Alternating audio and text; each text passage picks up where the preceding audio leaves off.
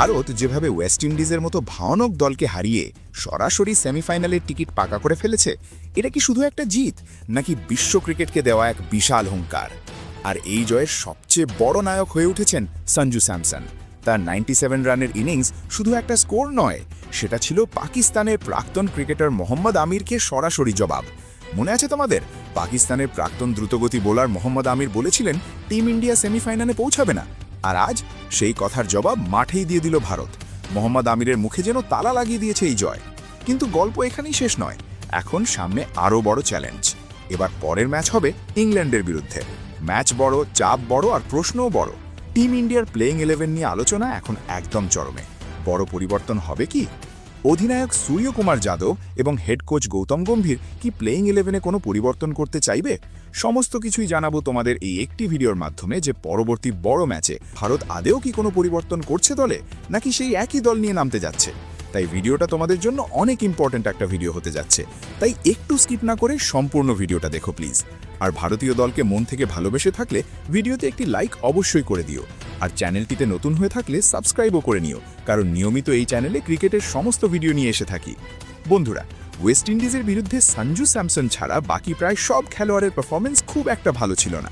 সেই হিসেবে কি দলে বড় কোনো পরিবর্তন দেখা যাবে, নাকি সেই অভিজ্ঞ খেলোয়াড়দের ওপরই আবার ভরসা রাখা হবে? সবচেয়ে বড় প্রশ্ন অভিষেক শর্মাকে নিয়ে। তিনি মারমুখী ভঙ্গিতে খেলছেন, কিন্তু এই একইভাবে খেলা কি বজায় থাকবে? এত বড় মঞ্চে তার উপর ভরসা করা কি সঠিক সিদ্ধান্ত হবে? যদি এমনই খেলেন তাহলে ফাইনালে কি হবে? নাকি টিম ম্যানেজমেন্ট বড় কোনো সিদ্ধান্ত নিতে চলেছে? অধিনায়ক সূর্যকুমার যাদবকেও নিয়ে প্রশ্ন উঠছে। তার ব্যাট থেকে রান আসছে না, আর যখন অধিনায়কই লড়াই করেন তখন দলের ওপর প্রভাব পড়ে। সেমিফাইনালে কি তিনি ফর্মে ফিরতে পারবেন, নাকি চাপ আরও বাড়বে? তারপর আসি ঈশান কিষানের কথায়।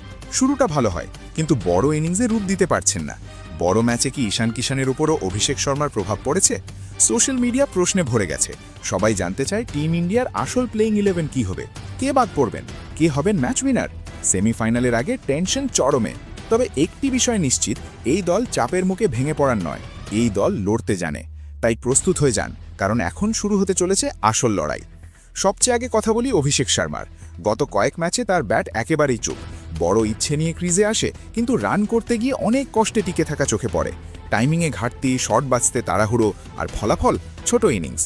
অনেক ভক্ত প্রশ্ন তুলছেন, কি পাকিস্তানের প্রাক্তন পেসার মোহাম্মদ আমির কি ঠিকই বলেছিলেন যখন তিনি অভিষেককে শুধু স্লগার বলেছিলেন? কিন্তু প্রশ্ন হলো, এক দুটি খারাপ ম্যাচের জন্য কি একজন খেলোয়াড়কে এমন তকমা দেওয়া ঠিক, নাকি বড় মঞ্চেই তিনি দেখাবেন নিজের আসল রূপ? সবচেয়ে বড় প্রশ্ন, টিম ম্যানেজমেন্ট কি বড় সিদ্ধান্ত নিয়ে অভিষেক শর্মাকে বাইরে বসাবে, নাকি আর একটা সুযোগ দেবে নিজেকে প্রমাণ করার? এবার ঈশান কিষানের কথা। ঈশান ব্যাটিংয়ে এলে শুরুটা দুর্দান্ত হয়। 2-3টে বাউন্ডারি, সাহসী শট, মনে হয় আজ বড় ইনিংস আসছে। কিন্তু তারপর একই গল্প, একটা ভুল শট আর উইকেট পড়ে যায়। সেমিফাইনালের মতো ম্যাচে কি তিনি নিজেকে প্রমাণ করতে পারবেন? 5ই মার্চ মুম্বাইয়ের বড়সড় ওয়াংখেড়ে স্টেডিয়াম। ভারত বনাম ইংল্যান্ড সেমিফাইনালের মহা ম্যাচ। দুই বড় দল, এক ফাইনালের টিকিট, চাপ, আশা, ভরসা আর কোটি কোটি হার্টবিট একসাথে। ক্রিকেট বিশ্ব তাকিয়ে থাকবে এই ম্যাচের দিকে। তো চলো বন্ধুরা, এখন কথা বলি ভারতের সম্ভাব্য প্লেইং 11 নিয়ে।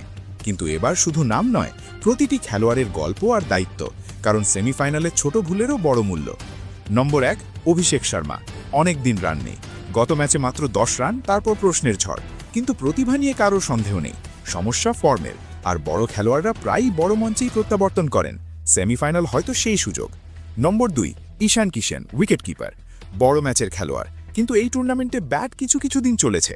ওয়াংখেড়ের পিচে দ্রুত আউটফিল্ড। ঈশান চললে ইংল্যান্ডের বোলারদের উপর শুরুতেই চাপ পড়বে। নম্বর 3, সঞ্জু স্যামসন। ওয়েস্ট ইন্ডিজের বিরুদ্ধে 97 রান, তাও চাপে। এটা শুধু ইনিংস নয়, এটা ছিল এক বার্তা। যদি সেই ইনিংস না আসতো, হয়তো আজ ভারত সেমিফাইনালে থাকতো না। এখন প্রশ্ন হলো, তিনি কি সেই লয় ধরে রাখতে পারবেন, নাকি ইংল্যান্ড তাকে থামানোর পরিকল্পনা করে ফেলেছে? নম্বর 4, সূর্যকুমার যাদব। অধিনায়ক মিস্টার 360, কিন্তু তার ব্যাটও এখনও চুপ। দলের তার কাছ থেকে শুধু রান নয়, নেতৃত্বও চাই। সেমিফাইনালে অধিনায়কের এক ইনিংস ম্যাচের রুখ বদলে দিতে পারে। নম্বর 5, তিলক ভার্মা। মিডল অর্ডারের ভরসা। শান্তিও আছে, আক্রমণও আছে। কঠিন পরিস্থিতিতে ইনিংস সামলানো, সুযোগ পেলে দ্রুত রান তোলা। নম্বর 5 এখন তার স্থায়ী ভূমিকা। নম্বর 6, হার্দিক পান্ডিয়া। চাপের খেলোয়াড়। গত ম্যাচে ইনিংস ছোট ছিল, কিন্তু প্রভাবশালী। যখন ম্যাচ আটকে যায়, ভরসা থাকে তার ওপর। ব্যাট আর বল দুই দিক থেকেই ম্যাচ ঘোরানোর ক্ষমতা। নম্বর 7, আকসার প্যাটেল। মিডল ওভারে রান আটকানোর দায়িত্ব, প্রয়োজনে ব্যাটেও অবদান, দলের ভারসাম্যের গুরুত্বপূর্ণ অংশ। নম্বর 8 শিবম দুবে, স্পিনারদের বিরুদ্ধে বড় অস্ত্র, গত ম্যাচে রান কম কিন্তু গুরুত্বপূর্ণ, বড় শট মারার ক্ষমতা ইংল্যান্ডের জন্য বিপজ্জনক হতে পারে। নম্বর 9 আশদীপ সিং, নতুন বলে সুইংয়ের ওস্তাদ, শুরুতেই ব্রেক থ্রু দেওয়া তার কাজ, যদিও গত ম্যাচে কিছুটা খরচই ছিলেন কিন্তু ক্লাস সবসময় অটুট। নম্বর 10 বরুণ চক্রবর্তী, মিস্ট্রি স্পিনার, ওয়াংখেড়ের পিচে গ্রিপ পেলে ইংল্যান্ডের ব্যাটাররা সমস্যায় পড়তে পারে, মিডল ওভারে খেলা নিয়ন্ত্রণ করার ক্ষমতা। নম্বর 11 জাসপ্রীত বুমরা, বড় ম্যাচের বড় খেলোয়াড়, ডেথ ওভারের মাস্টার, যখন প্রতি ওভারে 12-15 রান দরকার তখনও শান্ত, পুরো বোলিং ইউনিটের মেরুদণ্ড। এখন আসল প্রশ্ন, এই প্লেইং 11 কি ভারসাম্যপূর্ণ? টপ অর্ডার কি ফর্মে ফিরবে?